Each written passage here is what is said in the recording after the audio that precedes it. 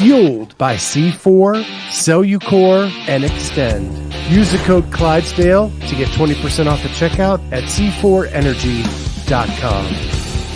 On Clydesdale Media, where we bring you the widest array of content here on our YouTube channel.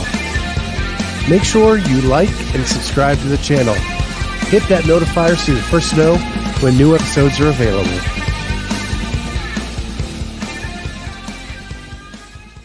What is going on, everybody? Welcome to the Clydesdale Media Podcast.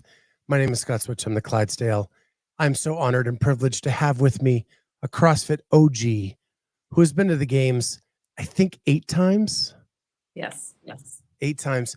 You've competed for longer than that, and you just won the Legends 50 to 54-year-old division. I present you Jen Dieter. Hey, how are you? Good. Did I get the last name right? Yeah, Dieter. That's perfect. Okay, perfect. So, you've been around this space a very, very long time. You've been through like all the iterations. You've been to regionals. You've been to the games. What's the highlight of your career? Ooh, that's a tough question. I feel like it's hard to say like one specific highlight. The first year I went to the games, it was like, this is a once in a lifetime opportunity. That was the highlight. And then the second time I made it, it was like, wow, this is so cool. I can't believe I made it back. And then we went to Madison and it was a whole new place, a whole new location. Like that was super cool. The thing that probably pops out is getting on the podium.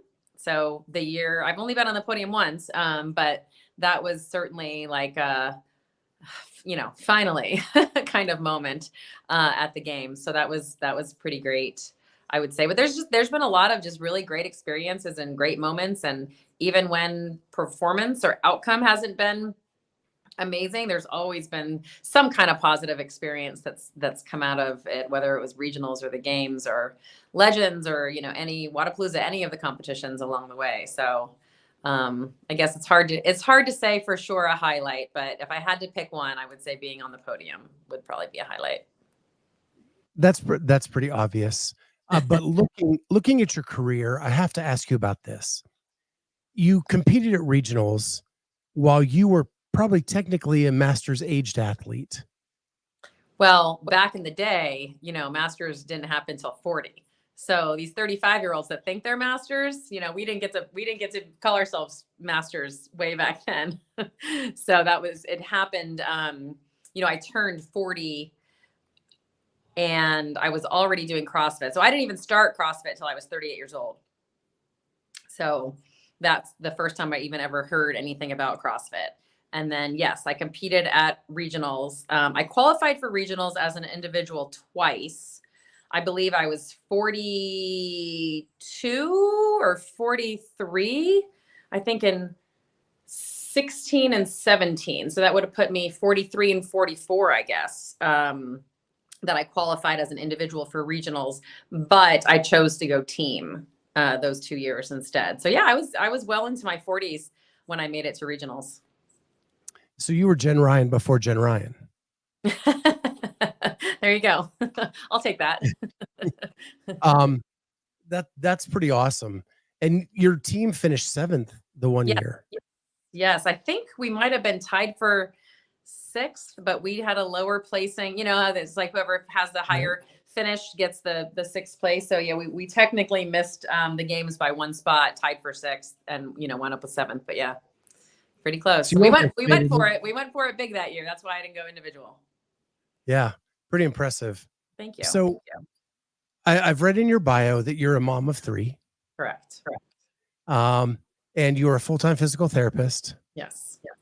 And do you own your own business? Yes, I do now. I have been a PT for 25 years, and I was with a big, corporation physical therapy company for 23 of those years, ran 11 offices, treated patients. My last 5 years with that company, I was inside a CrossFit gym. So that's where my clinic was. And then I left there about 2 years ago, started to kind of gradually start up my own thing, and then also worked at a big sports med clinic here in Jacksonville, Florida, where I live. And then I just left that to just do full time my own business, PT in June of 2023. Yeah, so it's like 6 months ago roughly. So I've been doing that. So I coach some CrossFit, and then I see patients at 2 different locations, and I'm about to open my third. Oh, very cool. Yeah. And it looked like on LinkedIn, and it's hard to tell everything, but that Dieter Dynamics, you not only do PT, but you do coaching in the same building. Yes.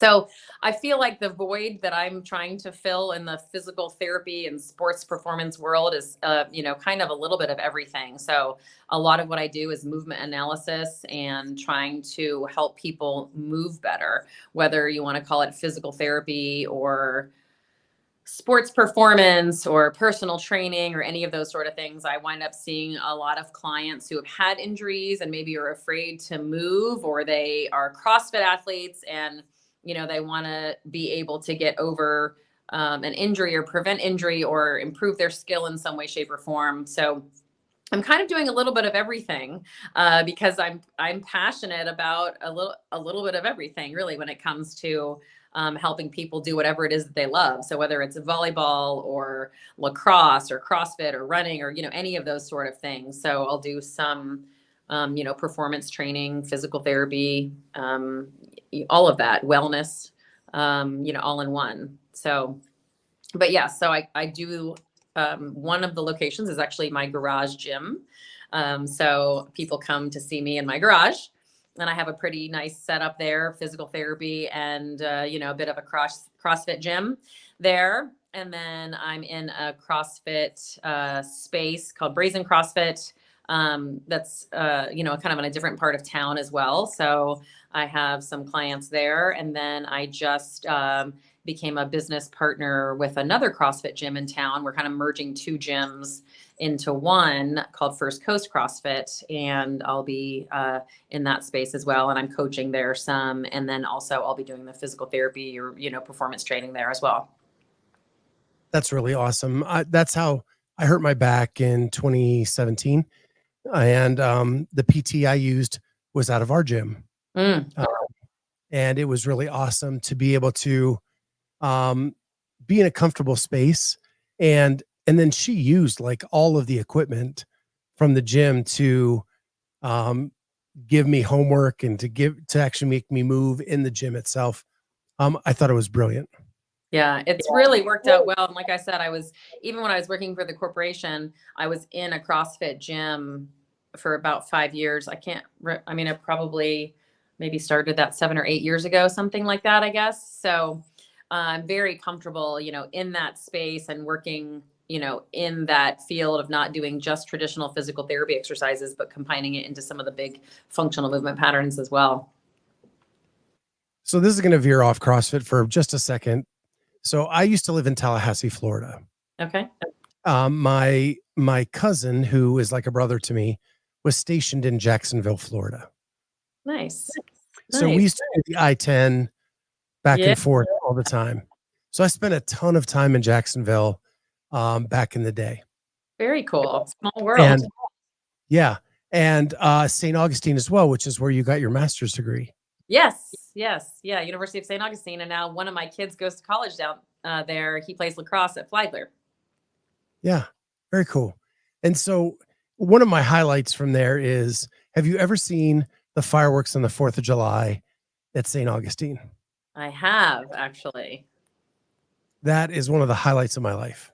Pretty incredible. Right over the water there, over the Yeah, intercoastal. That's good stuff. it is Yeah. right by the fort. So it kind of gives it that Yeah. like, The only bad thing is after it's all over and you and a million other people are trying to leave downtown St. Augustine, and it's not built for that. no, So it is that's not. the, You might you as well have to just stick around for a long time if you're going to go watch the fireworks down there. chill and relax for a while That's because right. you're not getting out. No. But yeah, we used to spend a lot of time there, and man, Jacksonville is a hustle and bustling place. That outer belt thing that is crazy. I'm Hmm. so glad I don't live there anymore. Yeah. It's definitely growing a lot. I mean, everywhere is, right? People say that, but I mean, I've lived in Jacksonville 25 years now. Yeah, 25 years now. So a long time. I've certainly seen some things change over the years, but Well, uh, it's been 24 years since I've been there. okay. Okay. Well, so we Yeah. overlapped 1 year. Yeah. The crazy thing for me is that until when I was in Tallahassee in the late 90s, early 2000s, Sean Woodland was doing local sports in Tallahassee at the exact same time. Right. Right. He was in Jacksonville for a while too. Yeah. Mm-hmm. So I got to know him as a sports anchor before I ever knew him as a CrossFit Games announcer. Oh, that's cool. Yeah, he's talk about OG, right? Yeah. That's awesome. So now let's get back to you. Um, you have been so successful in the sport. What is your athletic background? I started off as a gymnast when I was younger. And I was like 11. So I started relatively late for a gymnast. You know, usually they start when they're like 3. But so I did that until I competed in it until I was in 10th grade. And I had a pretty hardcore um, coach. I actually just reconnected with her. She's 85. And she was in the Olympics 4 times. She's from Germany, like just hardcore. And we weren't known as being the most refined gymnastics club, but we were kind of powerhouses. So I think that developed a lot of strength and power for me early on. And then I competed through 10th grade. In 9th grade, I also started springboard diving. So my high school didn't have gymnastics or anything like that. So I started doing diving. And so I did that all through my 4 years of high school. I picked up softball my sophomore year and did that for 3 years of high school. And then I stopped doing gymnastics completely by my senior year. So that left me an extra second of time. So I picked up cross country. And for those people who know me well, I'm a terrible runner. So it's hard to believe that I actually ran cross country for a year, but I did. And then I went on and I was a diver in college at University of Virginia. I dove all 4 years there. So that's my kind of history. Has always been a lot of body control, movement, flexibility, all that kind of stuff between gymnastics and diving being my 2 big sports. Yeah, I was a swimmer growing up, Oh, nice. and my senior year, our coach let us. There was a meet, and she said, "You can do whatever you want for this meet." And I said, "I want to dive." And she's like, "You're joking," and I'm like, "No, I want to dive." And so I dove in the meet, got disqualified, never got to finish. But I think the judges thought I was making a mockery of it. But I really wanted to do it, so Well, it's good that you got a chance to. It was always fun to see swimmers come and try to dive. I mean, it's a little bit different, right? Compared to the divers that go try to do a little bit of swimming. So good for you. Usually people are too scared to get up on a board and do anything. So good for you. do you know what a crow hop is? Yes, I do actually. That's what I got disqualified for. Okay. I Well, of could all the actually do the things, that's not dives. that big of a deal. Right, I know I could do the dives, I just didn't know how to bounce on the board Yeah. correctly. Yeah, they were Yeah, being picky. They were being picky if they disqualified you yeah, for that. yeah. I think it was they thought I was making fun of the sport, Hmm. but I could do the dives. Yeah, that's awesome. So, that's really cool because you went that's Division 1. Yeah. Yeah. Division one. Yeah, So, and you I did it all 4 years in college? all 4 years. Yep, sure did. So it was, I mean, I think being a athlete in college it certainly taught me a lot about discipline. We had 6 a.m. practices. I mean, I'm an early morning CrossFit person now. And I think it's probably because I did a lot of that, for 4 years of college, getting up and having 6 a.m. practices is just sort of, it's a feel good for me. I mean, it doesn't feel good to wake up that early, but being done that early feels really good. So I think it taught me a lot about that. And then diving specifically taught me a lot about like the physical aspect, body control and all that, but certainly some visual imagery and really kind of it's such an individual sport, kind of practicing within. So when I got into weightlifting a few years back, like specifically competing in Olympic lifting, I felt myself like going back to all of these diving techniques, like mental game kind of stuff, diving techniques. It was like, wow, to really be like that focus on what your body is doing. And you get, you're up on the stage at a weightlifting meet and you get like one chance. I mean, three altogether, but like, you have a minute and then you got to go do what you're going to do. And so there's certainly a lot of like seeing the lift in my head and practicing it over and over. And I think that, I'm a huge visual learner, and I like to try to employ that on athletes or patients that I'm working with, because not everybody's like that, but the people that are really grasp that. And I think it's a powerful tool to have. So it's been fun in the CrossFit and weightlifting world to kind of come back into some of that, centering, like really being in tune with what your body's doing. Because sometimes CrossFit is just like, go, So this is a weird question, just kind of popped into my head. When I was swimming and the divers, we all hung out together, right? Mm-hmm. There was a lot of video review, even back as old as I am. Mm-hmm. And I'm older than you. Okay. So there was video review, which made it natural when I got to a point in CrossFit where I could compete. Like that became a natural thing for me to do.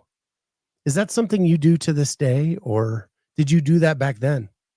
We did back then. I mean, I remember my dad having the, video camera that was up on his shoulder, that sort of thing. And then my coach and I would review my dive, and we would take a look at the angles and how to fix this, that, and the other thing, and then certainly now, I mean, on a phone, I watch my own lifts all the time. I send my lifts, or my whatever it is that I'm doing or working on in CrossFit to my coach. He reviews them that way. I work with my patients, whether it's, I mean, even just like physical therapy exercises or like complicated movements like the snatch. I'll certainly, I always ask permission before I start just videoing someone, but I'll video someone and then have them watch it back and say, do you see what I'm talking about here? Did you feel that with your body? Can you see that in your head? And then that kind of ties into that whole visual imagery or visualization, I should say. So yes, for sure. All the time. Yeah. I didn't even think about that, but the PT I went to would video me doing the exercise she wanted me to do so I could see it and remember it when I got home. Right. Exactly. It was just because where I swam, so I had private lessons for a while, and they had an underwater window where they could video like your stroke from underneath. Mm-hmm. And that's where we do a lot of video review and stuff like that. Yeah. And it just became natural in CrossFit for me.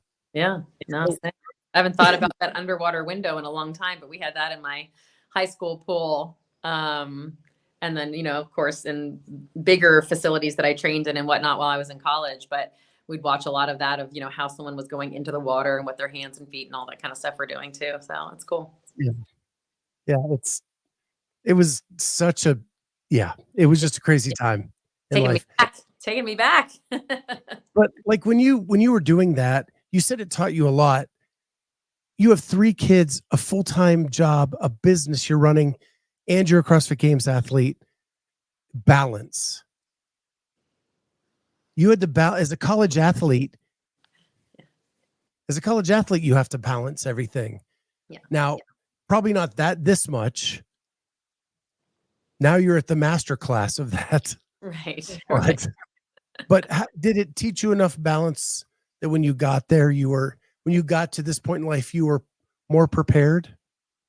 Yeah, I think so. I've always had a tendency to take on a lot, put a lot on my plate. Maybe as a weakness, I spread myself too thin. As a strength, I juggle a lot. Depends on how you want to spin it, right? But so certainly I think that ability to, handle the responsibilities and the time management in college certainly helped me with taking on other endeavors in life. Even between the time that I graduated from college and when I started CrossFit, that was like 16 years or something like that. Right. So I still stayed super busy. A lot of it was raising kids and having babies. And I mean, gosh, I taught childbirth classes for years back in the day when I was super in, when I was in that phase of life myself.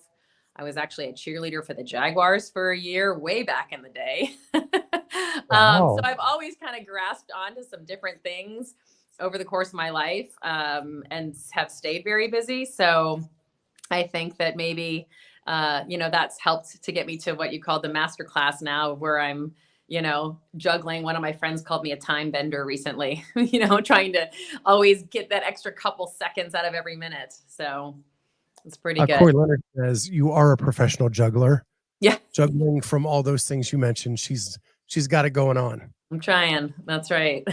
Thanks. So I have to say, like, I take pride in my research. I try to research everybody before I interview them.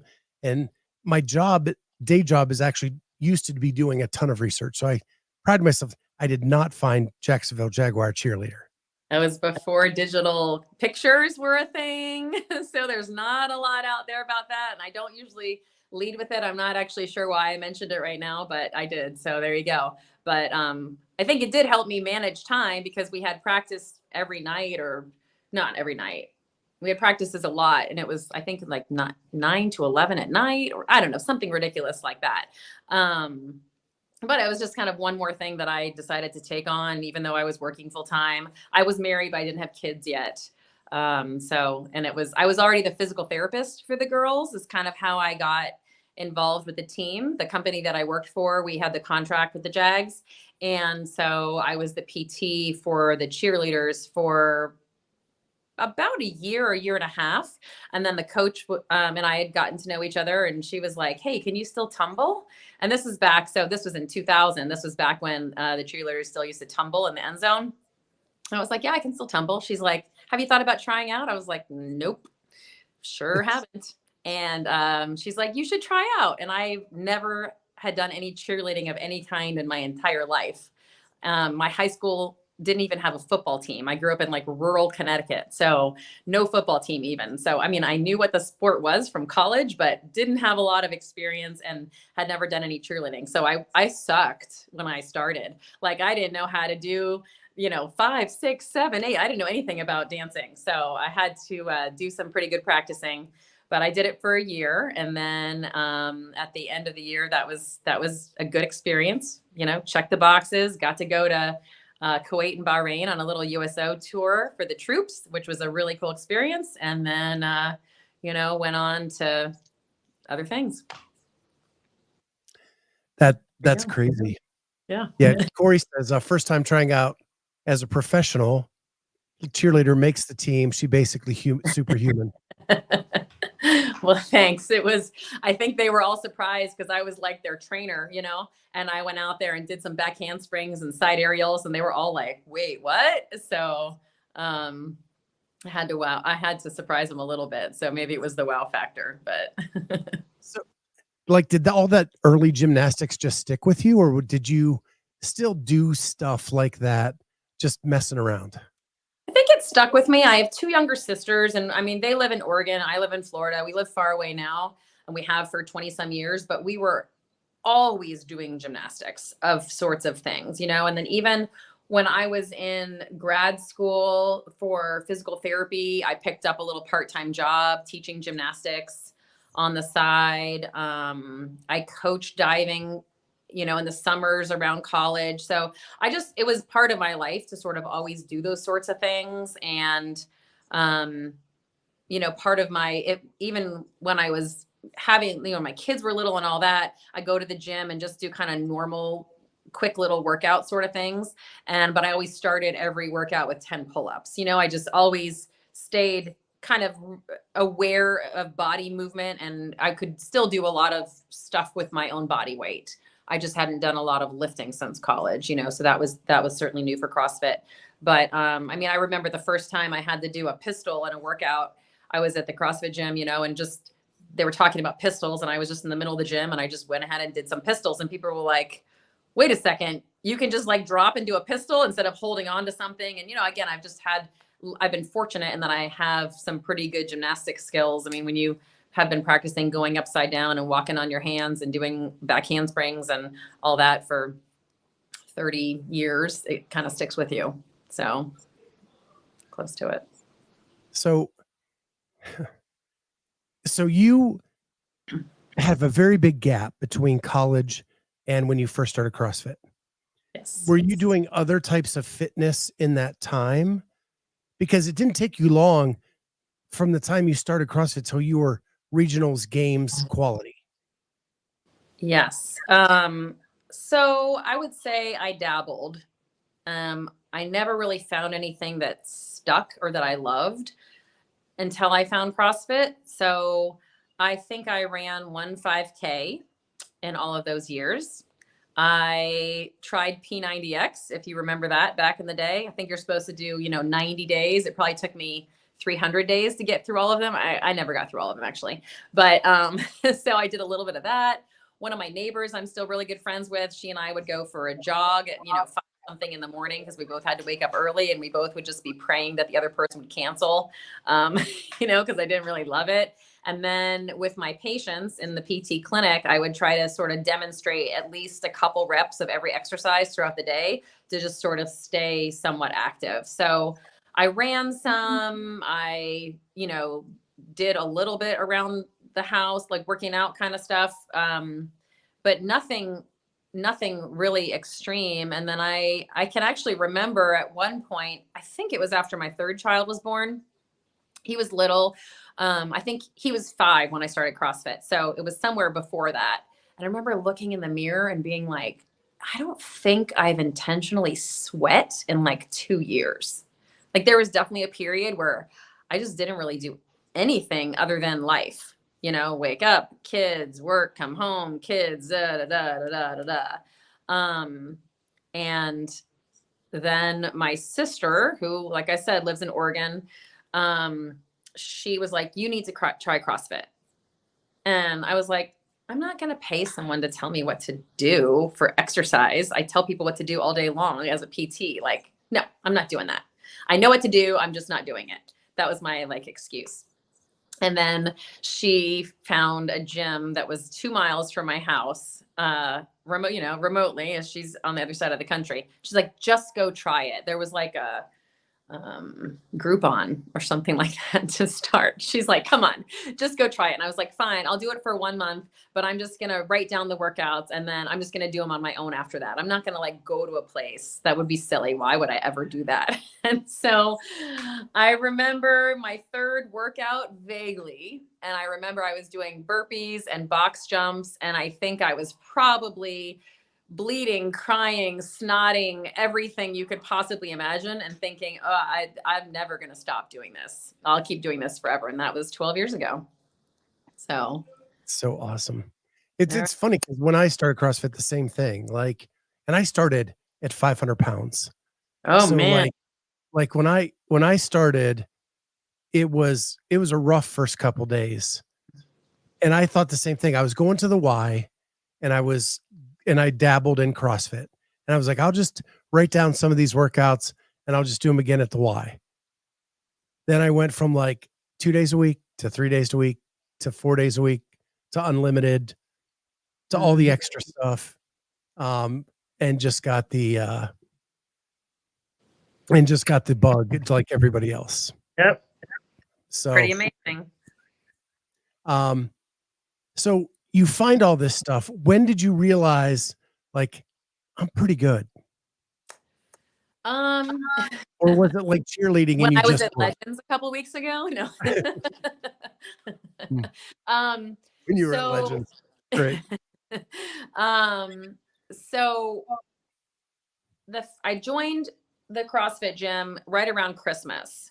And so then the open started in that February, right afterwards. So I was 2 months in. And that year I was out of town for one of the weeks the open. So I didn't even complete the open. I really didn't get it. I was like, oh, I'll do the workouts, whatever.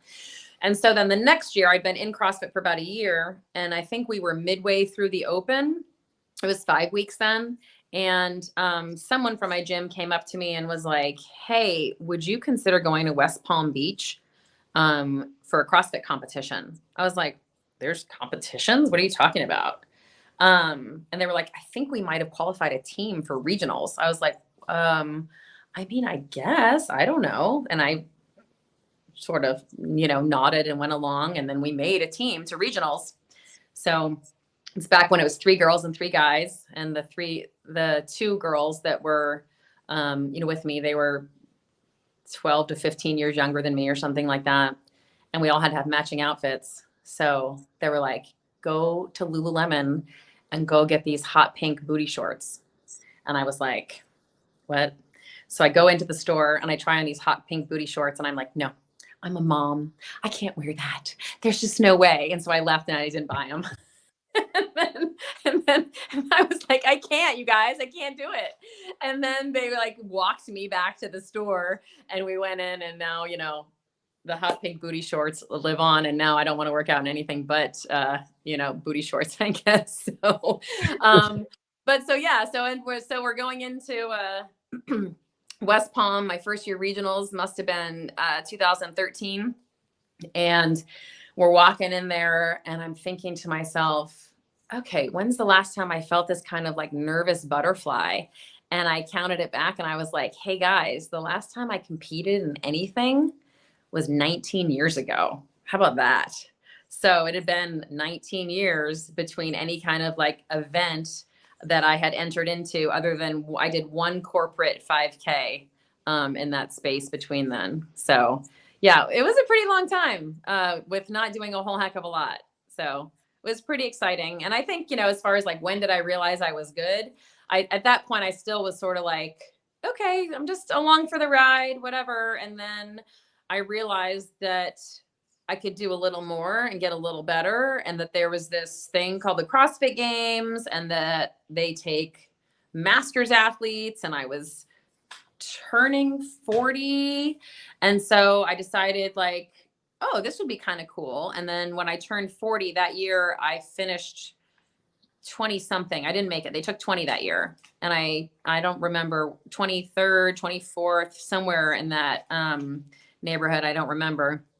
And then that kind of lit a little bit of a fire. I remember it's my son's birthday actually. And I'm like under the table, we're out to dinner and I'm under the table, like looking at my phone, and I say I'm in 19th place. Then I saw I was in 20th place and then 21st place. And, it was like, oh, I didn't realize how much I wanted it. And we're singing happy birthday and I'm all sad. And, so, and then I was like, okay, it's time for me to put in a little bit more work. And then I was able to make it the next year.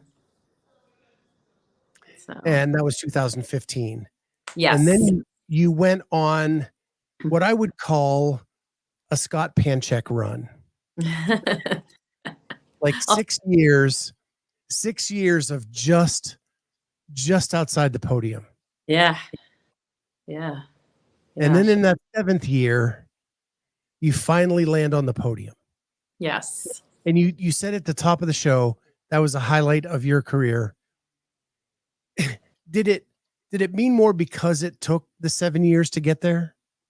I think so. I mean, one year when it was a 4-day games event, because some years it was 3 days, some years it was 4, but one day when it was a 4-day event, I was in first place for 2 days.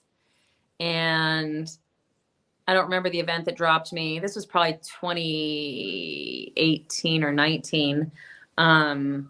And then I got to the last event and it was like a double scored thing. We did Diane, and then we had to, that was a scored event.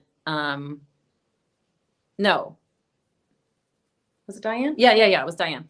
And then we had a 1-minute rest after we finished it. And then we had to do 4 rope climbs and then 30 thrusters at 80 pounds.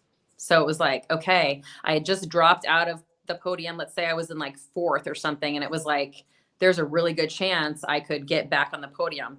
And I went all out. I was actually just talking with like Pamela Gagnon and Ida Keplinger about this over the summer, because it was like the 2 of them were in it. I was in it. There was several of us. We all were pretty like high gymnast kind of people. So we were flying through these handstand push-ups, and the deadlifts, we were just moving the bar fast. So we all basically PR'd our Diane, we're going crazy through this thing. I'm dead. And then I just bonked on the fourth rope climb, I'm just holding on for dear life, looking at the rope like I'm going to fall, I'm going to die, you know, kind of thing. And then I got to the thrusters and no joke, failed 80-pound thrusters. Like my max thruster is 170, 171, and I'm failing 80-pound thrusters out there. It was just done. I think I got last place. So that year was like my closest to the podium, but I felt that like that taste of being up there and then that significant drop. And I don't know if I finished fifth or sixth that year. I had a bunch of fifth and sixth finishes in there. But yeah, so I think for sure it was just, you know, it took me long enough to get on the podium. So it felt a little bit better once I got there, perhaps. And even that year that I got on the podium, it was such a tight race. I was 5 points out of second and 10 points out of first, if I remember correctly. So it was a heck of a year. So in 2020, would you have made it to the games? Yes. And then I they think canceled. qualified second that year. Okay. And then 2023 is the only, like from 2015 to 2022, every year. Last year would have been your last year in 45 to 49. Correct. And you finished just outside the top 20. Yeah. It wasn't a strong year for me. I debated, you know, I've been doing this a long time. So I kind of debated taking a year off, and, you know, several people I talked to, my sister, again, she's like my biggest CrossFit, you know, whatever. But so she was like, you know, a lot of people take off that end of the age group and then they start back up when they age up. I was like, I don't know. I feel like if I stop, maybe I'll never start back up again. I don't want to just like not. And then I tore my hamstring in the open during the handstand push-ups, of all things, coming off the wall. My leg went, you know, I had one leg up, one leg down, and felt a zipper kind of go right down my butt and my hammy. That was the heavy snatch workout, like the snatches went up. And so then I got to the final bar and just barely lifted the bar off the ground and was like, oh, no, that's not happening. And so then I had 4 weeks to recover before quarters, and it wasn't there. And then I really didn't think I was going to even be able to do anything well in quarterfinals. But I was in first place after the first 2 days, because again, the workouts were very well suited for me, like pretty heavy gymnastics kind of stuff. And then I think the last workout was rowing and thrusters. And so I hadn't been on a rower since I'd hurt my hamstring. So then I tanked on that. And then semifinals, forget it. I just, you know, I couldn't get back in shape enough with my hammy before that came along. So I still gave it my best effort, but it just, you know, it wasn't there. So I'm using the hamstring as an excuse. How about that? So that brings up an interesting point. You're a physical therapist. If anyone should know their body, it would be a physical therapist. You tear your hamstring. You have your physical therapist on one shoulder, your athlete on the other shoulder. Who wins the battle? That's a really tough question. Yeah, I mean, I've done some stupid things with my stupid athlete hat on, right? And I've probably been too conservative with my physical therapist hat on too. So I would say it's a balance. I mean, I have had some injuries, especially in the last year. So I tore that hamstring in February, March. No, probably March was the open, right? And then I tore my other hamstring in June. So when I didn't make it to the CrossFit Games, I was privileged to be invited by CrossFit to go be the guinea pig to test the workouts. So I went and tested the CrossFit workouts at the end of June, or the games workouts at the end of June this past summer. And on one of the events, I tore a ligament in my shoulder and tore my other hamstring. That's what happens when you don't stay super fit, right? I was kind of like, I'm 49. I'm not going to work that hard. I'm not going to put CrossFit as a priority. Bang, tear my first hamstring. I didn't make it to the games. What's the big deal? Who cares? Hey, Jen, can you come test all the workouts for CrossFit? Yeah, of course. I'll be games ready. No problem, And it was a great experience. I don't hold anything against, injuries happen. Like no big deal. But I, in that situation, pushed harder than I had in several months probably. And, my body went, yeah, no, this is not something that you can do right now. So I've been coming back from that for the last 6 months. So, so I've interviewed a few PTs, Amanda Barnhart, um, Matilde Garness, Elisa Fuliano. I've asked them all that same question. They all say they don't trust their PT's shoulder because the athlete always wants to win. Yeah. Yeah. I mean, I would say we do this sport and compete for a reason. We all have whatever screw is loose that makes us push that hard, right? So,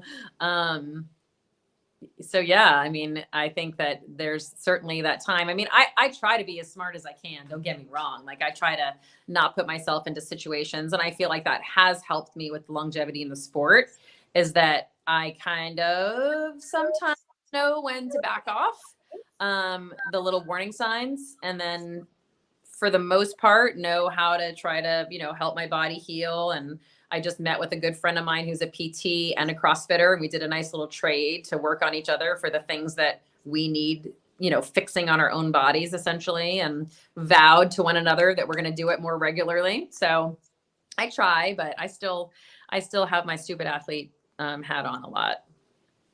Yeah, Amanda told me she actually hired a PT because she couldn't trust herself. Right. Yeah.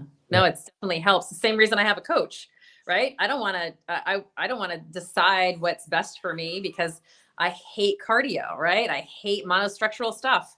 So would I make myself do it? Maybe, yes, but it's a lot better to, have that accountability, whether it's PT or coaching or any of that kind of thing. So there's a couple comments here.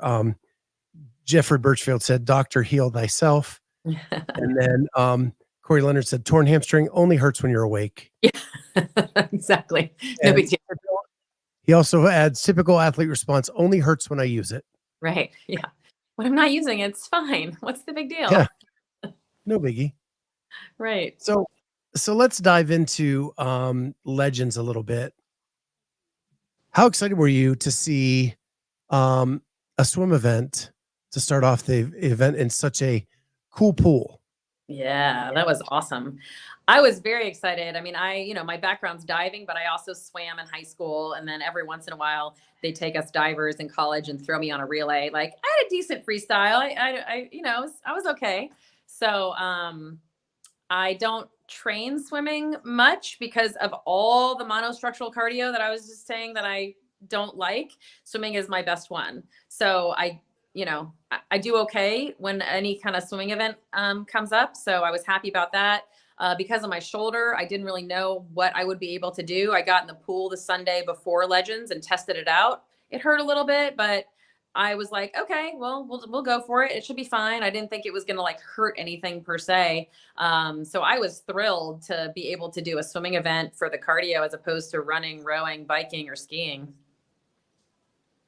Did you catch any of the other dives or entries into the pool? A few. I would say many of those athletes need some diving help. Yeah. I think I had one kind of ugly one myself at the very end when I was tired. So I shouldn't talk too much. I don't think all mine were beautiful. Yeah. Well, being from a swimming background, I'm out there like, it's really hard for me to watch sometimes. And when you're a good swimmer, it is so apparent in CrossFit. Right. So you start off the weekend with a second place. You go into the lift. I'm sure your shoulder was a big fear going into that. Yeah. So, I mean, lifting is something that I really love to do. I mentioned the Olympic lifting earlier, but in the previous, so twice that I've been to the games, we've had a 1 rep max snatch and I've won both times. So it's something that I really love to do. I compete in Olympic lifting. I've got a couple world records in my age group. So I know I can hold my own with all these ladies. And, but I had only snatched up to about 115 pounds the week before Legends just because of my shoulder. It just like the 10 days before Legends was time for me to start testing things. So I was just kind of testing things going into it. And I think I had jerked maybe 125 or 135 or something like that. And I was warming up and my coach had me hit, I think maybe I hit 125 in the warm up. And then went out there, opened with 125, missed it behind me. And I was like, missed it behind me. Sounds like a make. So I went up to 145 and then hit that. And then we jumped up again. Like I jumped to 160 after that, which, you know, a way to do it. At that point, I mean, my whole thing at Legends this year was like, my shoulder's probably like 75%. I have a new coach. We're like working together in an event for the first time. I don't know, how good I am. My training's been a little bit different. So it was sort of just testing it out. And so then I, jumped to 160 and it was sort of one of those, like, let's just see what heavyweight feels like. I've got adrenaline, all that kind of stuff. And my coach and I talked about it afterwards, Todd Wise, and he was like, I just wanted you to feel heavyweight with adrenaline and like just be out there and have some confidence in your shoulder. It's not like we're trying to win. So I was just there for the experience, but it worked out okay. Corey Leonard says, "Oh, I'm using that from now on. Missed it behind me. That's a make. I'm going up." Oh, 100%, Corey. I can't tell you how many times I've used that for real. Yeah. If I miss it behind me, that's a make in my head for sure. So what I want to talk about is how you breezed over the fact that you hold world records in Olympic lifting in your age group. Yes. That was just right by that. We kept moving. I wanted to stop. So I know there was a point in your career you decided, hey, I want to try this.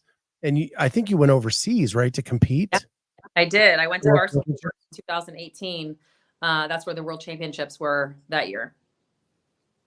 So I have a good friend, Mike Romero, and he was like, hey, did you know you could set some world records in lifting? I was like, what are you talking about? Like, what are you talking about? And he was like, yeah, like your snatch, your clean and jerk, like you're right there. I was like, okay, well, what do I need to do for that? So I went into a little local meet and then that qualified me for a bigger meet. And then I qualified for the World Championships, went over to Barcelona, and it was a fantastic experience and my numbers were really good. So I think I opened as the last person and I followed myself for all three lifts, for the snatch for sure. And I don't remember the clean and jerk exactly, but I was able to get, world records for snatch, clean and jerk, and total. And I still have the world record for the snatch in 45 to 49. Somebody beat my clean and jerk and total. So my last year in 49, the World Championships was in Orlando in December 2022. And I hurt my hamstring. I tore my other hamstring. I forgot about that in the games in 2022 on day 2. I was sprinting. We had the event where we had to sprint and jump over the log and do a bunch of other stuff. And I popped my hamstring in that. So anyway, that whole fall wasn't like a great training fall for me. And the World Champs was in December. I was like, well, let me just go for it and see if I can take a win. And if I can, reset the world record, great. But I tied it. So technically I didn't re-get the world record on that one. But I still have the snatch. And then this year I didn't make it to the games and I had signed myself up for World Championships for 2023 because it was my first year as a 50-year-old, because USAW says whatever age you're turning that year, that's your age. So I was already 50 in their eyes. So I was like, well, if I don't make it to the games, I got to feed my ego a little bit. So I'll go to World Championships and see if I can set some new world records as a 50-year-old. So I didn't make it to the games. And then I think 3 weeks later, I had this World Championship event. So I started training for that. That's when I started working with Todd, and we just like hit it hard with some Olympic lifting for 2.5 weeks, I think I had, or something like that. And then was able to go set the records and win the World Championship.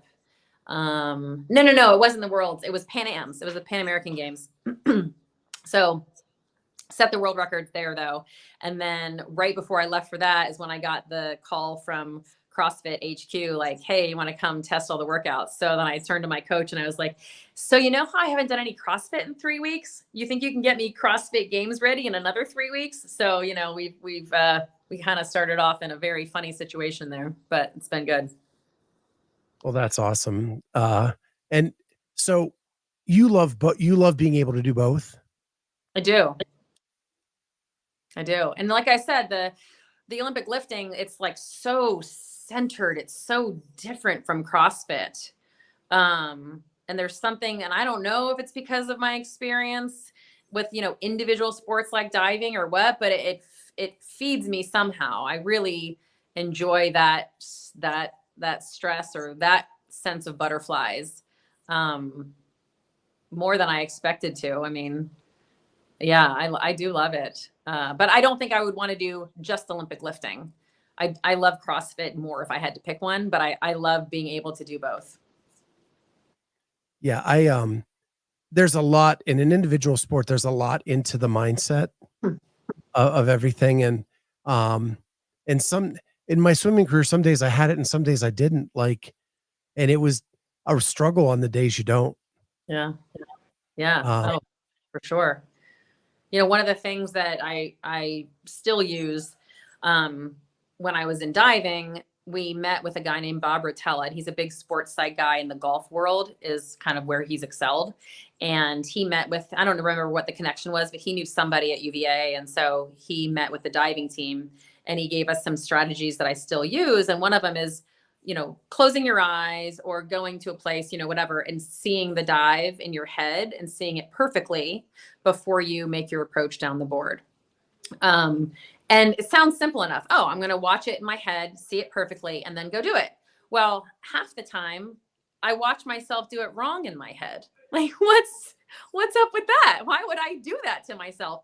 And it's the same thing with snatching and clean and jerking. Like I'll try to, okay, I'm going to see it perfectly, but I'll still, like, sometimes I'll see my hips rise too much. Sometimes I'll see my arms not, my elbows not come through enough, or my arms not punch out enough, or whatever it is. Like, our brain tricks us into seeing these little faults sometimes. And I think that there's something about like that mental, you know, acuity, or that amount of focus that it takes in order to be able to achieve that. And when I'm in an Olympic lifting meet, I often lose that focus a little bit during the clean and jerk because I'm so focused during the snatch. It's just fatiguing, right? Like, to be that focused, and then you get to the clean and jerk and the change. So sometimes I lose it a little bit by the end of the meet. To be honest, that's one thing. That's one area that I could improve upon. So, yeah.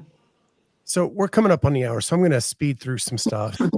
Um, you start off with a second, fourth, third, and then you go on a run of first, second, second, first, first. Yeah. What kind of, and then you win by 69 points at the end of Legends.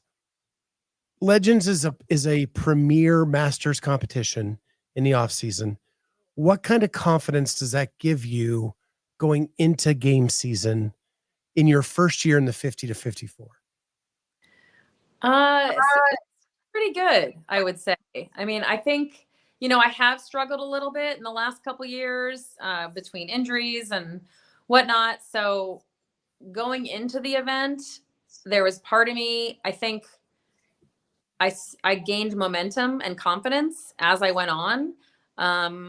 My training, because of the shoulder, I've been doing a lot of like bodybuilding, strength training, and cardio work, but not a lot of real CrossFit. So I went in going like, I don't know if I really remember how to go that hard in the paint, like I haven't done like that kind of intensity in a long time. And then I did it a couple times. And then I think, that just sort of lit the fire and gave me more confidence. And the workouts were very well suited for me. Like, I'm not naive to the fact that if it had been different workouts, that, maybe it wouldn't have been my day, or, my 4 days, or whatever. So I think that, on any given day, it could have been a little bit different, but this certainly did help moving forward. I'm like, okay, I'm not as far off base as I didn't think that, I had it in me. I guess that sounds funny, but I feel really good about how I performed and how I kind of like remembered how to go hard. And